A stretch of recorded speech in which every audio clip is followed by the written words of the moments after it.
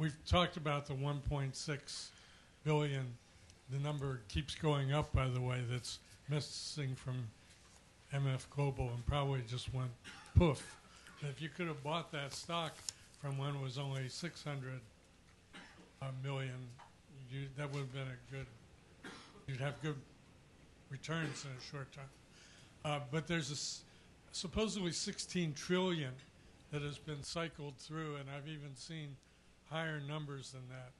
People are trying to figure out that the Fed has sort of sloshed into the system, apparently to prop up a constellation of banks that are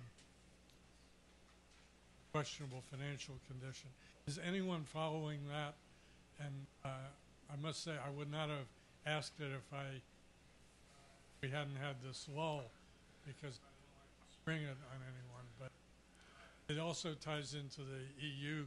Yeah, I think that's the place where people have been watching it most closely. To see whether the swaps that are supposedly assisting the European community in coming to grips with their problem are also backstopping losses that may or may not be, that are the banks you were talking about. Yeah.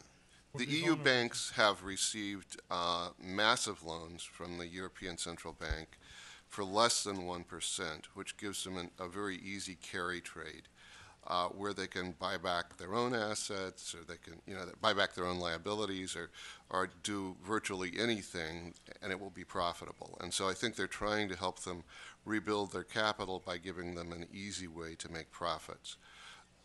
Actually, I think one of the very best analyses of what the Fed did during the crisis was a reporter from Reuters who actually dug through the data dump from the Fed and figured out who were the biggest borrowers and what were their peak amounts and what were their average amounts. And it was very surprising to see who the Fed was supporting. It was not just U.S. banks, although the usual suspects appeared, but it was a very large and broad range of very dubious international banks as well.